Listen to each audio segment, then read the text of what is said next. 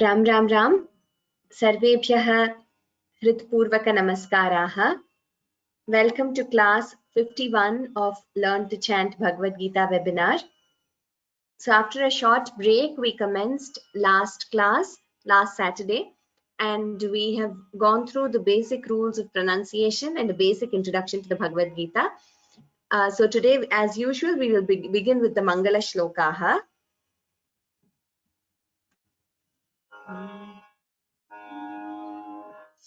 गुरुरेव गतिर्गुरुमेव भजे गुरुणैव सहास्मि नमो गुरवे न गुरोः परमं शिशुरस्मि गुरोः मतिरस्ति गुरौ मम पाहि गुरो नारायणं नमस्कृत्य नरं चैव नरोत्तमं देवीं सरस्वतीं व्यासं ततो जयमुदीरयेत् वसुदेवसुतं देवं कंसचाणूरमर्दनं देवकी परमानन्दं कृष्णौ वन्दे जगद्गुरुम्. This stotram which you're seeing on the screen is called Shri Durga Parameshwari Stotram. Those who have attended the webinar previously have already learnt this. So this stotram was composed by Sringeri Jagadguravaha, praying for the health and well-being of everyone in these times. So as we have already learnt this before, I thought we can have a quick recap for the benefit of those who haven't attended the webinar before. So for those who have joined newly, this is a stotram composed by Sringeri Jagadguravaha, and he has urged all of us to do Parayanam, to chant this stotram to help us overcome these difficult times. Just before I begin, could I request some of you to let me know if you're able to hear me? You can just type in the questions panel, because one of them has said that she's not able to hear. Yes. Okay. Dhanyavadaha. I see many of them are able to hear me. There is audio. So Jyotirmayi ji, please check the audio in your computer. Maybe it's muted at your end, because everyone else is able to hear me and see the video and the screen. So this, we will only be learning this stotram for this class. Like I said, it is praying to Goddess Durgamba to protect all of us and to bless us with good health. Could I request Neha to please share her webcam and unmute herself?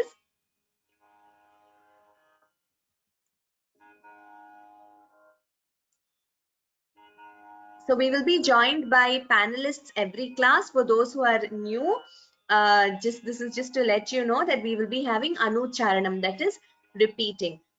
Neha, you can repeat once. No need to repeat twice, as we have already done this. This is a quick recap for those who have not attended before, and they can also learn this stotram.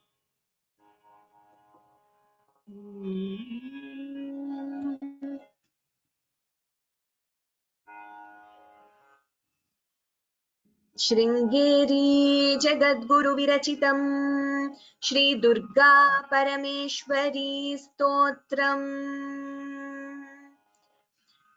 एतावन्तं समयम्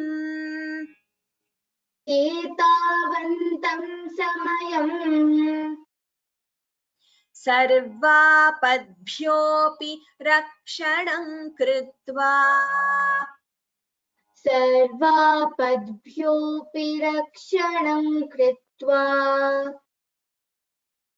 देशस्य परमिदानीम्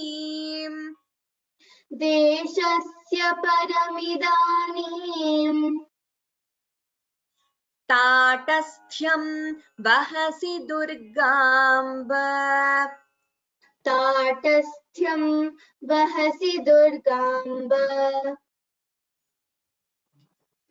अपराधा बहुशः खलु अपराधा बहुशः खलु पुत्राणां प्रतिपदम् पुत्राणां प्रतिपदम् भवन्त्येव भवन्त्येव को वा सहते लोके को वा सहते लोके सर्वांस्तान् सर्वांस्तान् मातरम् मातरम् विहायैकाम् विहायैकाम् मा भज दुर्गे मा भज दुर्गे ताटस्थ्यं पुत्रकेषु दिनेषु ताटस्थ्यं पुत्रकेषु दीनेषु के वा गृह्णन्ति सुतान् के वा गृह्णन्ति सुतान् मात्रा त्यक्तान् मात्रा त्यक्तान् वदाम्बिके लोके वदाम्बिके लोके इतः परं वा जगदम्ब जातु इतः परं वा जगदम्ब जातु देशस्य रोगप्रमुखापदोऽस्य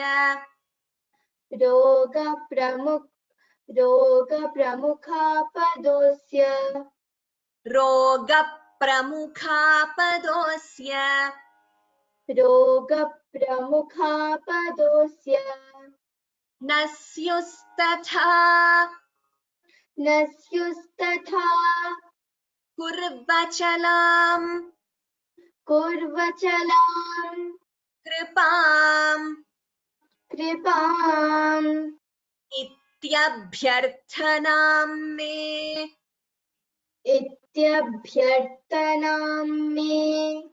सफलीकुरुष्व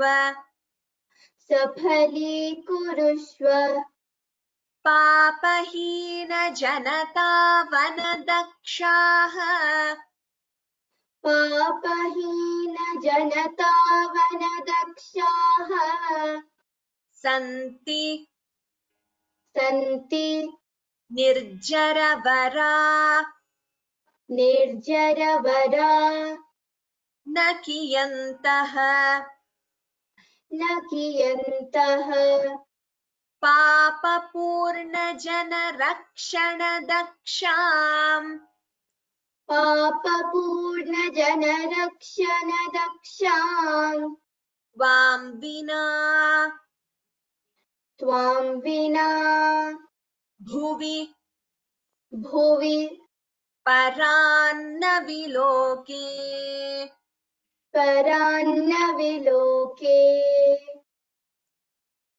धन्यवादाः Neha. Next class, for the benefit of those who haven't attended previously, I will repeat the entire stotram so that you can do the Parayanam every day. So this is the Varnamala chart which we have learnt about in the last class, the types of letters, Svaraha, Ayogavaha, Vyanjanani, etc. The difference between Vargiya Vyanjanani, Avargiya Vyanjanani, Alpa Pranaksharani, Maha Pranaksharani, and Anunasikaksharani, and short vowels, that is Hrasva Swaraha, long vowels, Dirgha Swaraha, and we also learnt the rules pertaining to Anuswaraha, Visargaha, Jihvamuliyaha, and Upadmaniyaha. So those who could not attend in the last class, if you want the details regarding these rules of pronunciation, please look up our course page. There is a link to the YouTube video. You will be able to follow it. So we will start with the Dhyana Shlokaha. Here we have many Dhyana Shlokaha which I chanted in the last class. Just for this class, again, for the benefit of those who have joined newly, I'm going to be repeating all the Dhyana Shlokaha. But from the next week onwards, we are going to be restricting ourselves to just the most important ones, just 3-4 Dhyana Shlokaha.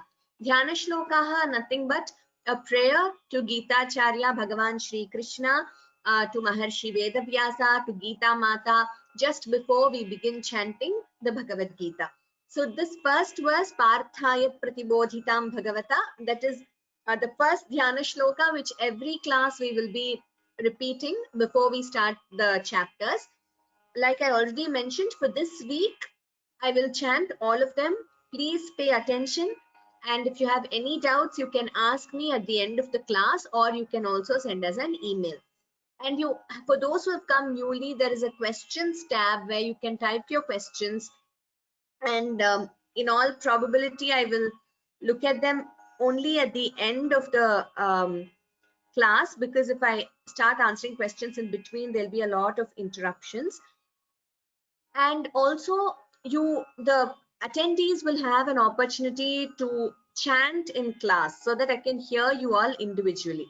For that, you have your raise your hand option. Please click on that. And once I see those who have raised their hands, I'll be calling out the names. Then you can unmute yourself and you will be able to chant. So that depends on the time available in each class.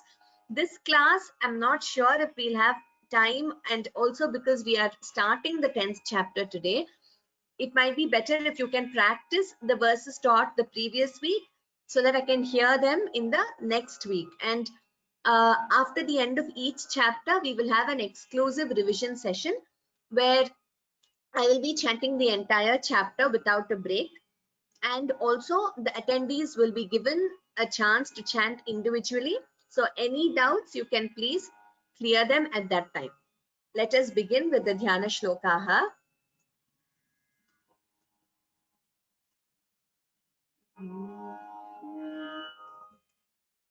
Parthaya Pratibodhitam Bhagavata Narayanena Swayam Vyasena Grathitam Purana Munina Madhye Mahabharatam Advaitaamritavarshiniim Bhagavatiim Ashtadashaadhyayiniim Amb Tvamanusandadhami Bhagavad Gite Bhavadveshiniim.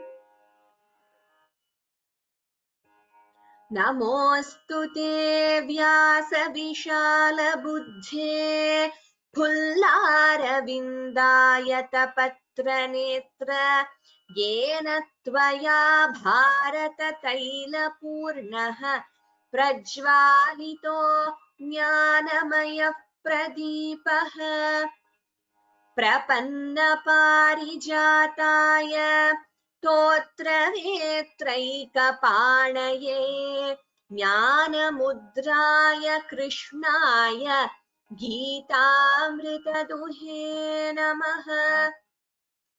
Vasudeva Sutam Devam Kamsachanuramardanam Devaki Paramanandam Krishnau Vande Jagadgurum. Bhishmadrona Tata Jayadratha Jala Gandhara Nilotpala Shalyagrahavati Kripena Vahani Karnena Velakula Ashvathama Vikarna Ghora Makara Duryodhana Vartini Sotirna Khalu Pandavai Rananadi Kaivartakah Keshavaha. पाराशर्यवचः सरोजममलम् गीतार्थगन्धोत्कटम् नानाख्यानककेसरम् हरिकथा सम्बोधनाबोधितम् लोके सज्जन षट्पदैरहरः पेपीयमानं मुदा भूयाद् भारत पङ्कजं कलिमलप्रध्वंसि न श्रेयसे मूकं करोति वाचालं पङ्गुल्लङ्घयते गिरिं यत्कृपातमहं वन्दे परमानन्दमाधवम् गीताशास्त्रमिदं पुण्यं यः पठेत् प्रयतः पुमान् विष्णोः पदमवाप्नोति भयशोकादिवर्जितः गीताध्ययनशीलस्य प्राणायामपरस्य च नैव सन्ति हि पापानि पूर्वजन्मकृतानि च मलनिर्मोचनं पुंसां जलस्नानं दिने दिने सकृद्गीताम्भसि स्नानं संसारमलनाशनम् गीतासु गीता कर्तव्या किमन्यैः शास्त्रविस्तरैः या स्वयं पद्मनाभस्य मुखपद्माद्विनिसृता भारतामृतसर्वस्वं विष्णोर्वक्त्राद्विनिसृतं गीता गङ्गोदकं पीत्वा पुनर्जन्म न विद्यते सर्वोपनिषदो गावः दोग्धा गोपालनन्दनः पार्थो वत्सस्तुधीर्भोक्ता दुग्धं गीतामृतं महत् एकं शास्त्रं देवकीपुत्रगीतम्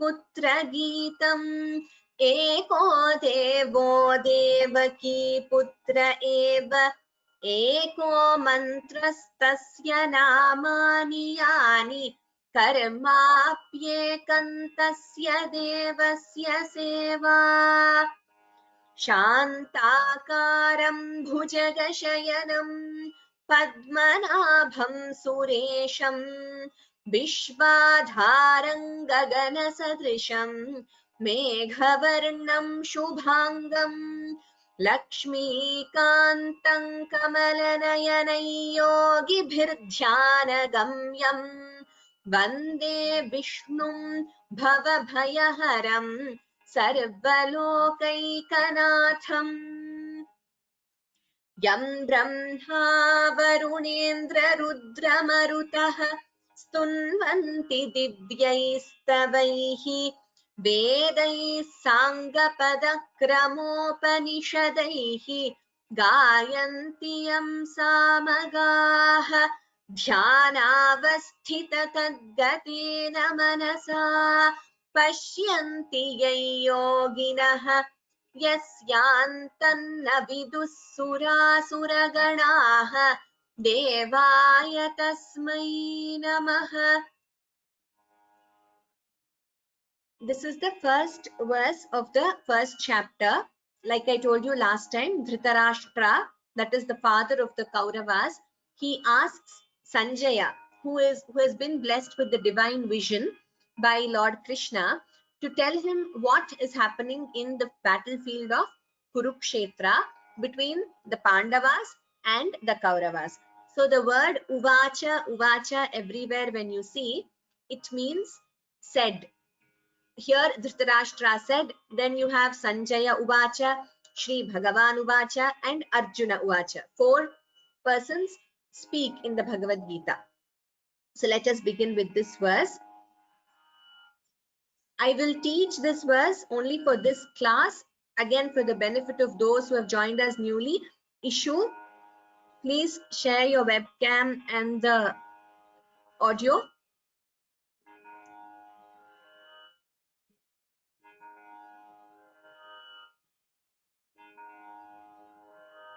Yes. धृतराष्ट्र उवाच धृतराष्ट्र उवाच धृतराष्ट्र उवाच धर्मक्षेत्रे कुरुक्षेत्रे धर्मक्षेत्रे कुरुक्षेत्रे धर्मक्षेत्रे कुरुक्षेत्रे समवेतायुयुत्सवः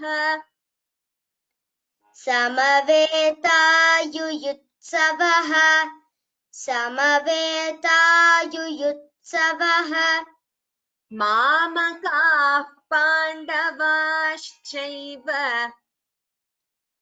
मामकाः पाण्डवाश्चैव मामकाः पाण्डवाश्चैव किमकुर्वत सञ्जय किमकुर्वत सञ्जय किमकुर्वत सञ्जय उत्तमम्. So here dha is mahaprana. Dhr. So whenever I highlight it with yellow, it means it's a mahaprana in vargiya vyanjanani. So dhritarashtra uvacha. Cha is a hraswa, that is a short vowel. So please do not prolong it as cha while chanting. Similarly here, pandavash chaiva, short vowel. Sanjaya, ya is also a short vowel. And here dharma kshetre kurukshetre, I told you in the last class also, dharma kshetre dvitvam here, and kurukshetre there k again a dvitvam. So we will chant again. Dhritarashtra uvacha Dhritarashtra उवाच धृतराष्ट्र उवाच धर्मक्षेत्रे कुरुक्षेत्रे समवेतायुयुत्सवः धर्मक्षेत्रे कुरुक्षेत्रे समवेतायुयुत्सवः धर्मक्षेत्रे कुरुक्षेत्रे समवेतायुयुत्सवः मामकाः पाण्डवाश्चैव किमकुर्वत सञ्जय मामकाः पाण्डवाश्चैव किमकुर्वत सञ्जय मामकाः पाण्डवाश्चैव किमकुर्वत Sanjaya. Here all of you please note mamakaha pandavaschaiva, a visarga followed by pa. Like we learnt in the last class, a visarga followed by pa or pa, you have what we call an upadhmaniya. So mamaka pandavaschaiva, we do not chant the visarga completely. Mamaka pandavaschaiva, that is expulsion of air and immediately you close your lips. That is how Upadhmaniya is chanted. Now the entire verse. Dhritarashtra uvacha dharma kshetre kurukshetre samavetaayuyutsavah mamakah pandavaschaiva kimakurvata sanjaya.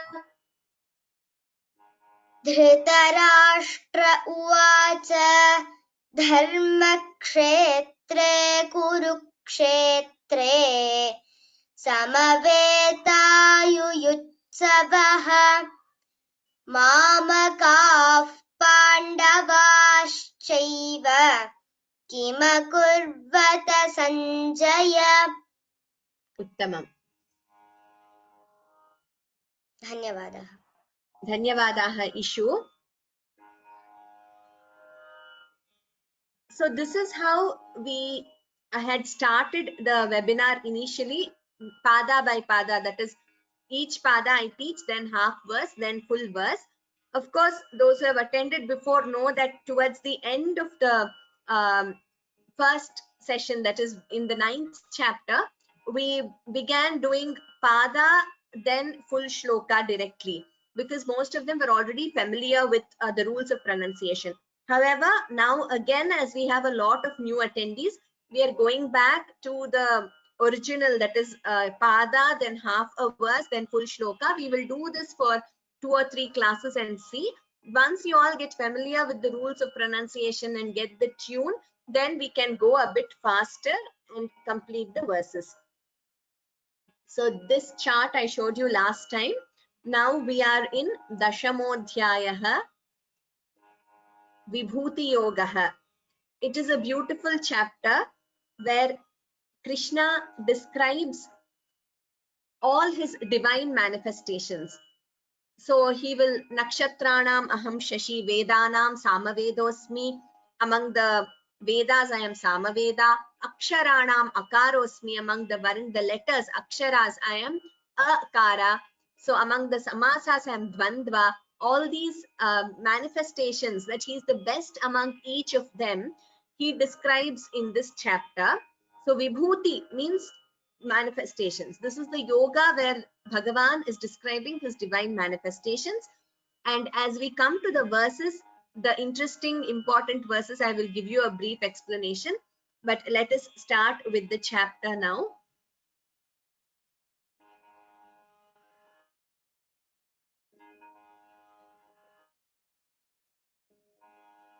Ishu, again, could you share your webcam and please unmute yourself? Yes, thank you.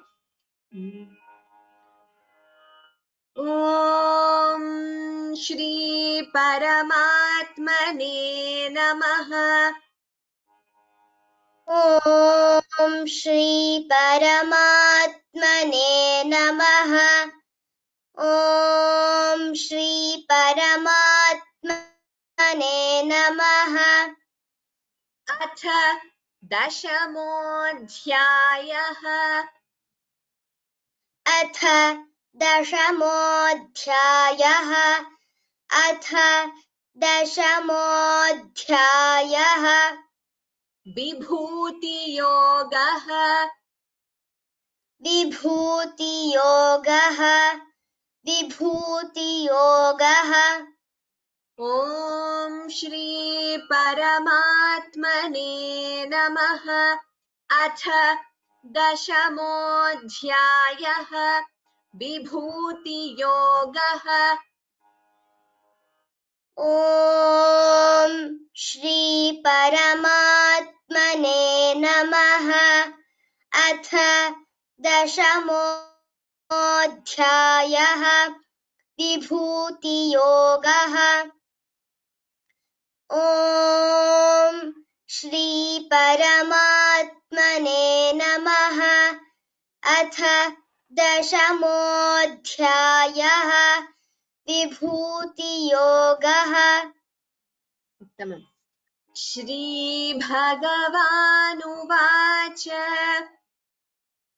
श्रीभगवानुवाच श्रीभगवानुवाच भूय एव महाबाहो. भूय एव महाबाहो भूय एव महाबाहो शृणु मे परमं वचः. शृणु मे परमं वचः शृणु मे परमं वचः यत्तेऽहं प्रीयमाणाय. यत्तेऽहं प्रीयमाणाय यत्तेऽहं प्रीयमाणाय वक्ष्यामि हितकाम्यया. वक्ष्यामि हितकाम्यया वक्ष्यामि हितकाम्यया. Shri Bhagavan Uvacha, that is Bhagavan is speaking, said this. Here, this symbol you see here, like an S, which I'm pointing out here, this is called an Avagraha Chinha. We get a lot of questions generally. What is it? How to pronounce it? It denotes a sandhi, that is a combining of words, like I said, based on the sound. Yatte aham is how you split this. So instead of the you get the Avagraha Chinha. This is what we call as Purva Rupa Sandhi in Sanskritam. But you do not have to go into the rules of Sandhi.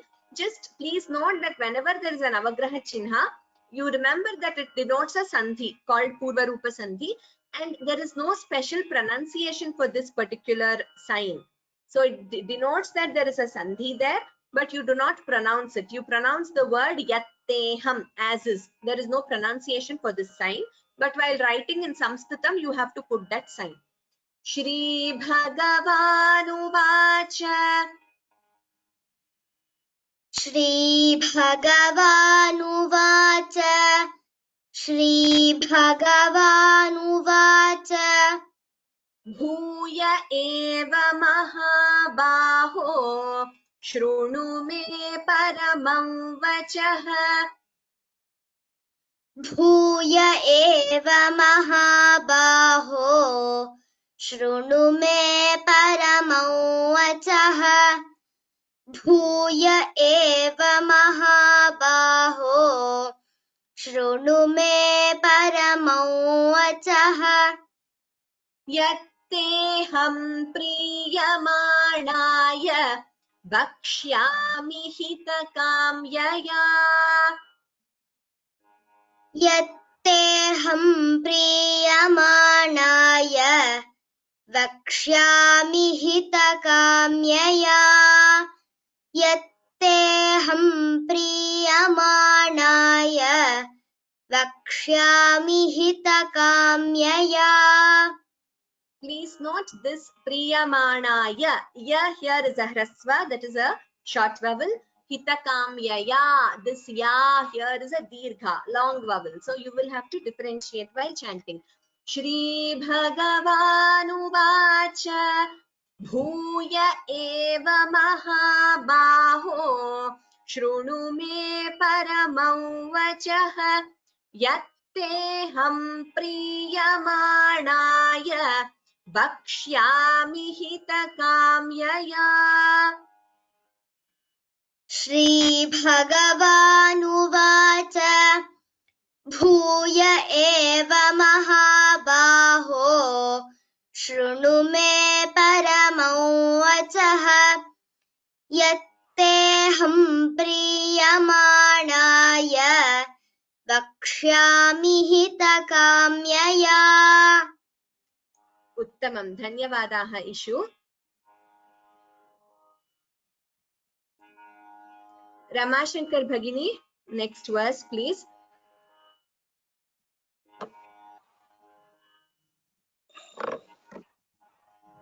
Na me vidussuraganaha. न मे विदुः सुरगणाः न मे विदुः सुरगणाः Prabhavam namahर्षयः. प्रभवन्न महर्षयः प्रभवन्न महर्षयः Ahamadirhi devanam. अहमादिर्हि देवानाम् अहमादिर्हि देवानाम् Maharshinancha sarvashah. महर्षीणाम् च सर्वशः महर्षीणाम् च सर्वशः. Rama Bhagini, if you could share your webcam if possible, that would be good. In the meanwhile, all of you here, Name Viduhu Suraganaha. So, Viduhu Suraganaha, Visarga followed by Sa, it would be Visarga Sakara Sandhi, like we learnt in the last class. Name vidus suraganaha. We don't chant it as viduhu separately, suraganaha separately. We chant it together as Name vidus suraganaha. Please make a note. If you're using a Gita book or if you're just looking at the slides, you can make a note on another piece of paper. Name vidus suraganaha. Prabhavam bha is Mahaprana. Prabhavam na, optional rule of Anuswara like we learned last time. Prabhavam, Anuswara followed by na. You can also chant it as Prabhavan. And Maharshayaha, this is Sha, Shanmukha Sha. Here, Maharshayaha, Maharshinam, Sarvashaha, this is Shivasha. There should be a difference while chanting. Maharshinam and Sarvashaha. In this Sha, you twist your tongue more. So that is how you can make out the difference between this Sha and this Sha. So please pay attention to all these. We will chant again. Name vidussuraganaha prabhavanna maharshayaha. Name विदुःसुरगणाः प्रभवन्नमहर्षयः name विदुःसुरगणाः प्रभवन्नमहर्षयः Ahamadirhi devanam maharshinaam cha sarvashaha. अहमादिर्हि देवानां महर्षीणां च सर्वशः अहमादिर्हि देवानां महर्षीणां च सर्वशः Name vidussuraganaha prabhavanna maharshayaha. Ahamadirhi devanam maharshinaam cha sarvashaha. न मे विदुःसुरगणाः प्रभवन्न महर्षयः अहमादिर्हि देवानां महर्षीणां च सर्वशः Dhanyavadaha. Here Maharshinam plus cha, you can chant it as Maharshinam cha, or following the optional rule of Anuswara, Maharshinam cha, while chanting together it becomes Maharshinan cha sarvashaha. We'll move to the next shloka now.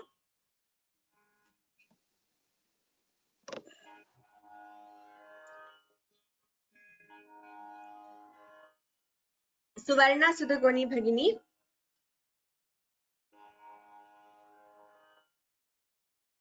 Please unmute yourself. Yo mamajamanadincha. We cannot hear you. Unable to hear you, Bhagini. Could you? Yes, okay.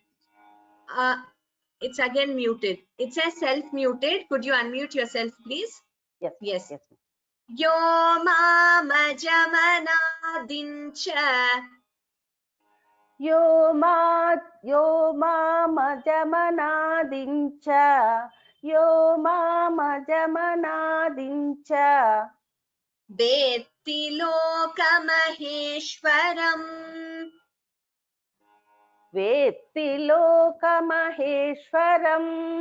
Vetti lokamaheshwaram.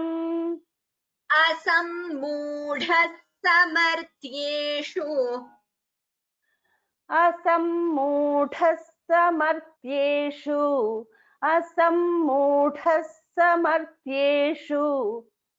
Sarvapapai pramuchyate. Sarvapapaih pramuchyate. Sarvapapaih pramuchyate. Here, Yoma Majamanadim Cha.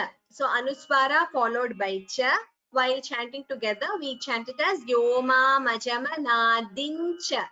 Instead of chanting the Anuswara completely. However, it is also correct to chant it completely as Yoma Majamanadim Cha is also correct. But optionally, and we are following this for consistency, we combine the Sandhi and chant here. And Asam Mudhaha, Visarga followed by Sa. You'll all be familiar by now. Visarga Sakara Sandhi. So Asam Mudhasa. Instead of Asam Mudhaha, instead of the Visarga, we chant it as Asam Mudhasa Martyeshu. And Sarva Papaihi Pramuchyate. Visarga followed by Pa. It will be an Upadhmaniya. So Sarva Papai Pramuchyate. We will chant again. Yo mamajamanadim cha vetti lokamaheshwaram. Yo mamajavanadim vetti lokamaheshwaram. Yo mamajavanadim vetti lokamaheshwaram. Asammudhasamartyeshu sarvapapai pramuchyate. Asammudhasamartyeshu sarvapapaih pramuchyate. Asammudhasamartyeshu sarvapapaih pramuchyate.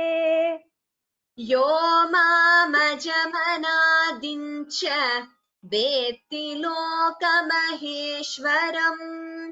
Asammudhasamartyeshu sarvapapai pramuchyate.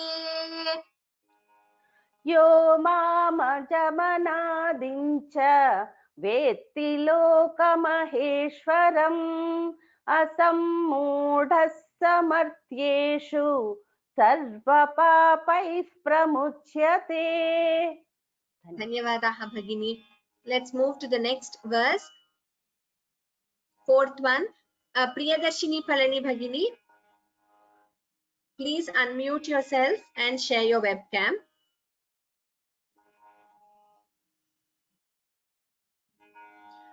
Buddhirjnanasammohaha.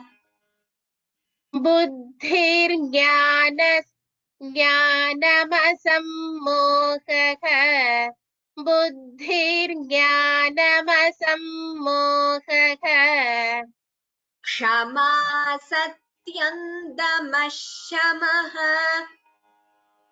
क्षमा सत्यं दमः शमः क्षमा सत्यं दमः शमः Sukham dukham bhavo bhavaha.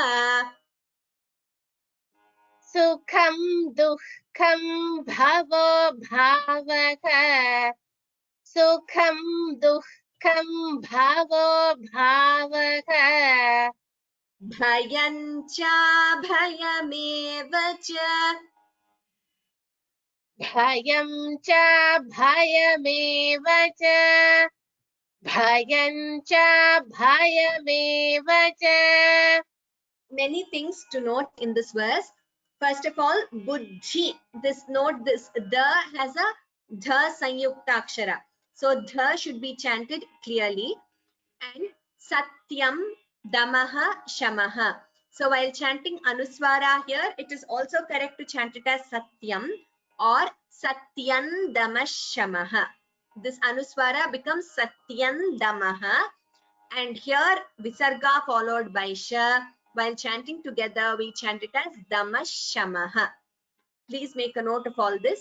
Then here, lot of mahapranas in the second line. I've underlined all of them. You have to pay attention. Sukham, dukham. Note the pronunciation of the word dukham. This is what we call a jihva muliya, which we learned last class. That is a visarga followed by ka or kha. So the pronunciation is as dukham. I hope that is clear. Again here you can chant it as sukham dukham or sukhan dukham. Instead of the anuswara, you chant n, sukhan dukham, combining the sandhi. Bhavo bhavaha. here avagraha chinha, that is purva rupa sandhi. Bhavo bhavaha, in some books, in some texts, you will see it as bhavo bhavo. That is also correct. Just that there they have given you along with the sandhi. Here, as we are pausing at the end of a pada, we chant the visarga completely. So we chant it as bhavo bhavaha. Bhayam cha bhayameva. Bhayam anuswara followed by cha. Again, we combine the sandhi and chant it as bhayancha.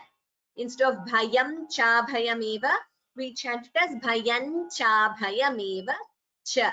Hrasva, that is a short vowel. So all these rules with reference to the anuswara, which I am telling you, are optional. So if someone chants it as bhayam cha bhayameva cha, that is also correct. It is correct to split the sandhi and chant or to combine. For consistency, we are combining the sandhi everywhere, but you should know both the variations. Whichever way you chant, please chant it correctly, either splitting or combining the sandhi. We will do the entire verse again. Buddhir jnanamasammohah kshama satyam damashamah. बुद्धिर्ज्ञानमसम्मोहः क्षमा सत्यन्तमशमः बुद्धिर्ज्ञानमसम्मोहः क्षमा सत्यन्तमशमः सुखं दुःखं भवो भावः भयं च भयमेव च.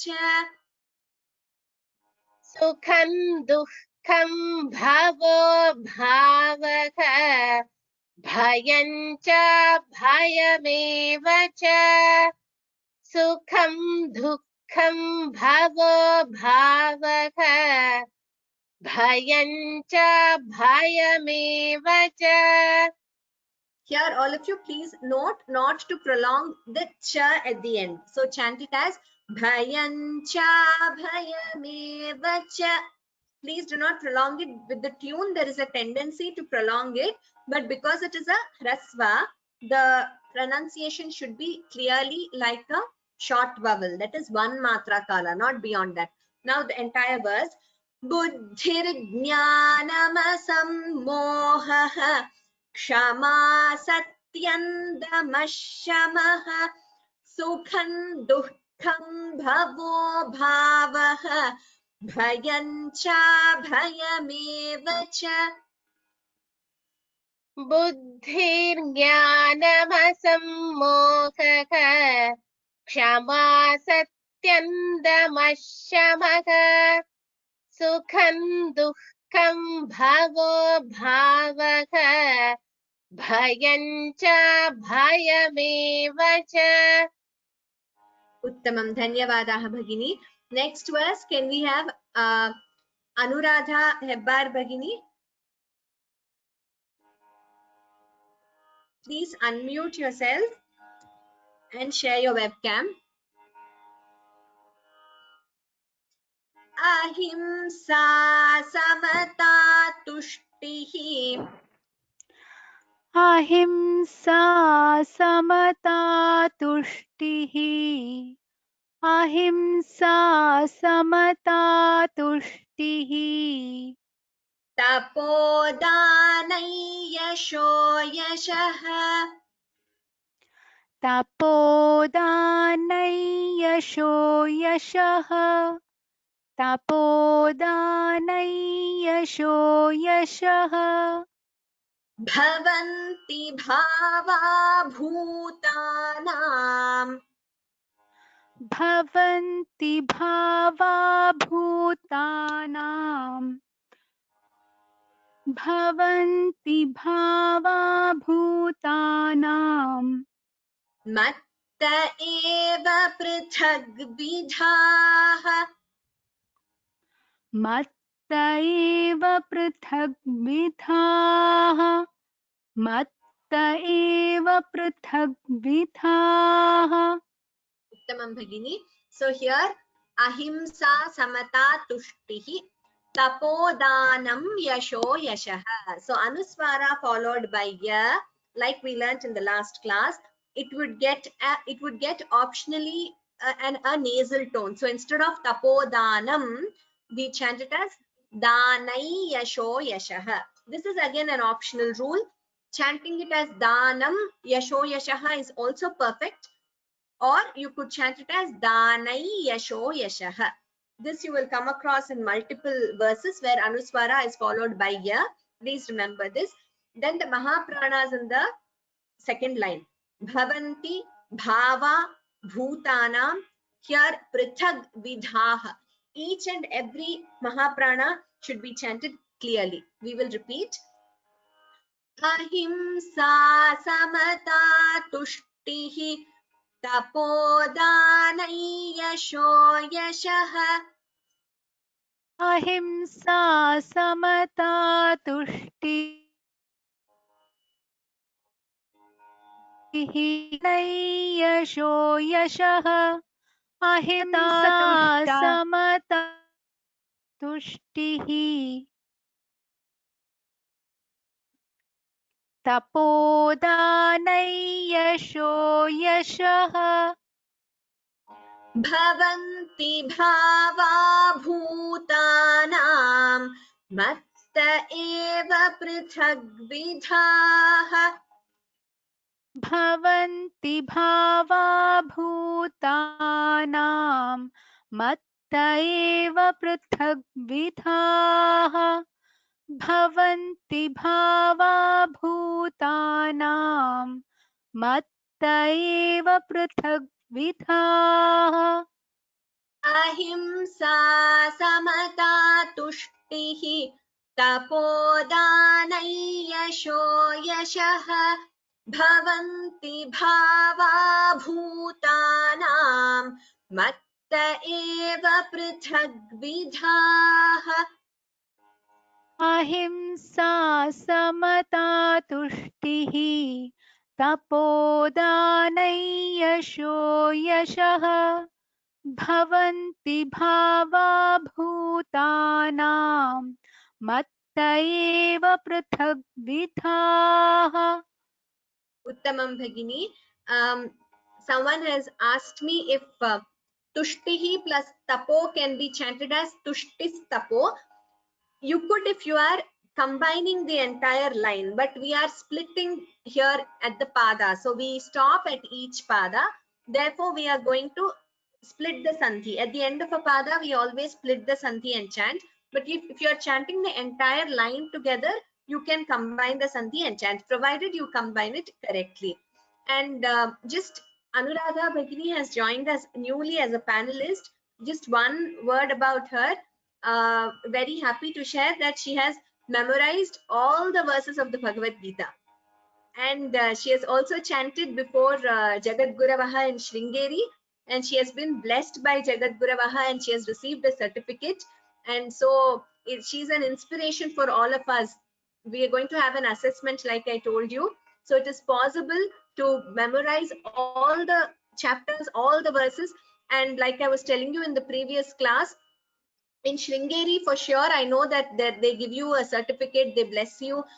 In the Matha, Jagat Guravaha will bless you if you chant. So he will ask you verses wherever, I mean, whichever chapter he wants. And from there, you will have to chant and they will test your memorization. So Anuradha Bhagini has done that and we are very happy and very proud of her. So all of you also please start memorizing. I will shortly share a list of places where you can go and chant all the verses and get recognized, apart from our assessment, of course, which is going to be at the end of this webinar. Dhanyavadaha Bhagini. Let's move to the next verse. Prithvi Bhagini, could you unmute yourself? And I don't know why there is no webcam option for you, but maybe we could just hear your repeating. Namaste Mahodaye. I actually joined from the phone, so I don't think I have the option here. Okay, we can just hear your repeating then. Yes, yes. Sapta Purve. Maharshaya पूर्वे महर्षयः सप्त पूर्वे चत्वारो मनवस्तथा चत्वारो मनवस्तथा चत्वारो मनवस्तथा मद्भावा मानसा जाताः मद्भावा मानसा जाताः मद्भावा मानसा जाताः येषां लोक इमाः प्रजाः येषां लोक इमाः प्रजाः येषां लोक इमाः प्रजाः Here few things to note. Maharshayah sapta, visarga followed by sa, visarga sakara sandhi. By if you attend 2-3 classes regularly, all of you will be very familiar with all these rules of sandhi. Even without my telling you, you will be able to chant them perfectly. Maharshayah sapta, so visarga followed by sa would become sakara sandhi. Then manavas tatha, please note here this word tatha, ta followed by tha, mahaprana. So this alpaprana ta and tha should be chanted clearly. Madbhava manasa jataha. In some books maybe it would be given as jata, that is visarga lopa, combining the sandhi. But as we are splitting the pada here, pada means quarter, madbhava manasa jataha, we split, we chant the visarga completely. Yeshan loka imah prajaha, it's also correct to chant it as yesham, complete anuswara, or yeshan loka imaha prajaha, visarga followed by pa, upadhmaniya, so imah prajaha. I hope this is clear. We will repeat it. Maharshaya sapta purve chatvaro manavastatha. महर्षयः सप्त पूर्वे चत्वारो मनवस्तथा महर्षयः सप्त पूर्वे चत्वारो मनवस्तथा मद्भावा मानसा जाताः येषां लोक इमाः प्रजाः मद्भावा मानसा जाताः येषां लोक इमाः प्रजाः मद्भावा मानसा जाताः येषां लोक इमाः प्रजाः उत्तमम् महर्षयः सप्त पूर्वे चत्वारो मनवस्तथा मद्भावा मानसा जाताः येषां लोक इमाः प्रजाः महर्षयः सप्त पूर्वे चत्वारो मनवस्तथा मद्भावा मानसा जाताः येषां लोक इमाः प्रजाः महर्षयः सप्त पूर्वे चत्वारो मनवस्तथा मद्भावा मानसा जाताः येषां लोक इमाः प्रजाः धन्यवादाः भगिनी उत्तमम्. So it's 6, so we cannot learn more verses today, but like I said, as we progress we will definitely be learning more shlokas in each class as you get more familiar with the rules. Now these 7 verses from the beginning I will chant once. Last time in the last session we got many requests that it's better if I chant all the verses learned at a stretch so that you'll be able to practice better. So these 7 verses for this class I will chant, then we will conclude with the last verse of the last chapter. And next class please practice these verses and we will have we will leave some time, hopefully, for you to chant individually. Om Shri Paramatmane Namaha. Atha Dashamodhyayah Vibhuti Yogaha. Shri Bhagavanuvacha Bhuya eva mahabaho Shrunu me paramau vachaha Yatteham priyamanaya Vakshyami hitakamyaya Name vidusuraganaha Prabhavanna maharshayaha Ahamadirhi devanam maharshinam cha sarvashah Yo mamajamanadin cha vetti lokamaheshwaram asammudhas samartyeshu sarvapapai pramuchyate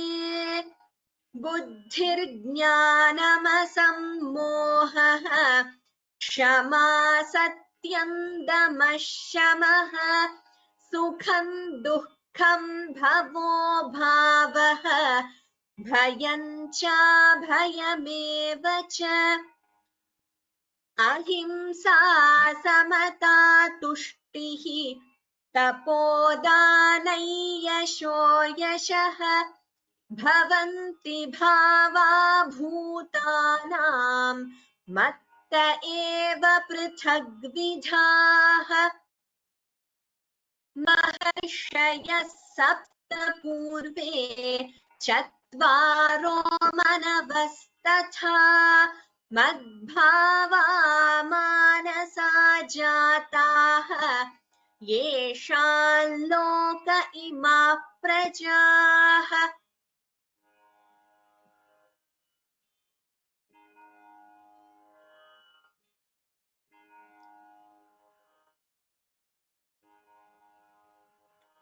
We will move to the last verse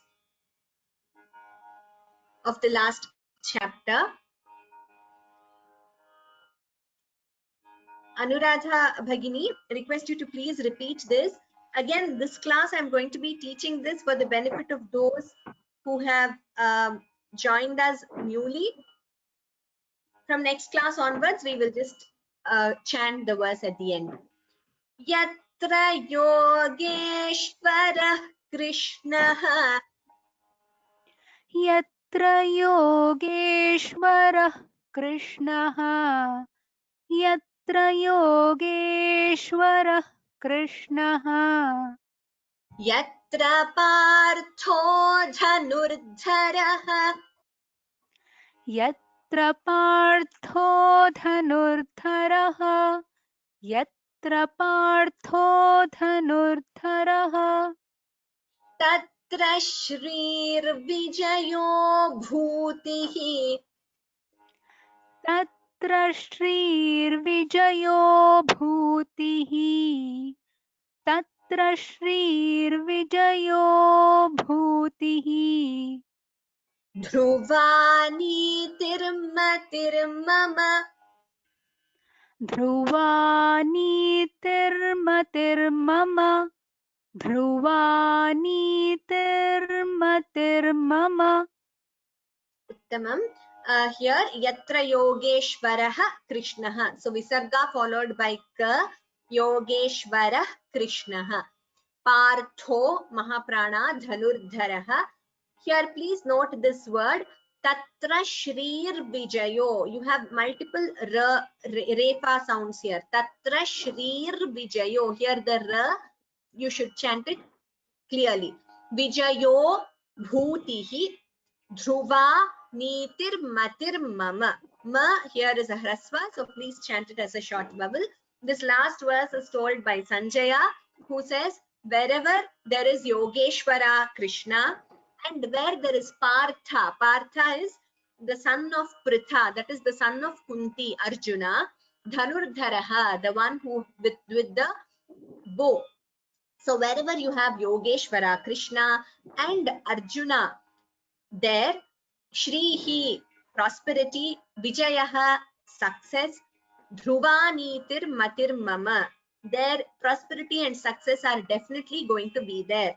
Now this encapsulates the philosophy of life actually. So wherever you have the blessings of Bhagavan and human effort, there definitely there is going to be success. So both are equally important. So anything you can achieve or you'll be blessed with in this world only if there is also human effort, not giving up human effort at all. So, and of course one should have the blessings of Bhagavan. So even before the war started, Sanjaya has proclaimed that because there is human effort in the form of Arjuna and Bhagavan Shri Krishna is with them, there definitely there is going to be victory and prosperity. So this verse we should always remember in our life continuously throughout in whatever we do. So I will chant this once more. Yatra Yogeshwarah Krishnah Yatra Partho Dhanurdharah Tatra Shri Vijayo Bhutihi Dhruvani Tirmatirmama. यत्र योगेश्वरः कृष्णः यत्र पार्थो धनुर्धरः तत्र श्रीर्विजयो भूतिः ध्रुवानीतिर्मतिर्मम. Dhanyavadaha Bhagini, Uttamam. We will conclude with Shanti Mantraha. Before that, most of the questions are what I've already said in class. Some of them which I haven't answered. A tip for memorization: each person will have a different way. Will find it easy to memorize in different ways. One easy way would be to take chapter by chapter and to go on reading the verses continuously. So every day, if you read one chapter for 1 month, by the end of it, you'll almost get it by heart. So it would, but you should read with concentration and then see how automatically you memorize. That is, unconsciously you'll be memorizing by reading the verses correctly continuously every day for a period of time. Then each chapter you can go and come back to the chapter which you have completed and revise so that you don't forget it. Then second would be to go verse by verse and memorize each verse and go to the next verse. So you can memorize one pada, then half, the way we are learning in class, then the entire shloka, and then move to the next verse. So it's important to keep revisiting and revising so that you don't forget the verses which you have already memorized. And to stay in touch, it is a must to read every day, at least one chapter. So then it will be, you'll after a point of time, it would be so entrenched in your mind that you will never forget it throughout your life. Of course, the younger you are, probably this is not a universal rule. At any age you can memorize, but generally children, I mean by the age of 15, 18, till that age, I mean till 15 or 18, probably they can memorize faster, but that is not like a universal rule. So anyone can memorize at any age. And Visargaha after Yogeshwaraha, how do we pronounce? Yatra Yogeshwarah Krishnaha. Here, Yogeshwarah Krishnaha. It sounds like half ha, if that makes it clearer for you. Yatra Yogeshwarah Krishnaha. It is what we call a Jihva Muliya, Visarga followed by Ka. So it would be pronounced as Yogeshwarah Krishnaha. You don't chant the Visarga completely. Then okay, any book, depends on whichever language you are comfortable with. Here we are showing you in Devanagari and diacriticals. Any language, Indian language you're comfortable with. Generally, Gorakhpur publications of Bhagavad Gita are very authentic. So mostly you'll have everything correct in those books. Gorakhpur is a very good publication, Gita Press Gorakhpur. So any publication published by them would be okay. And if you find any variations in what we are teaching you, you could ask. Generally, it will all be correct, like I said. And how many verses in the 10th chapter? 42, 40 plus verses. And if I'm not wrong, 42 is the exact number.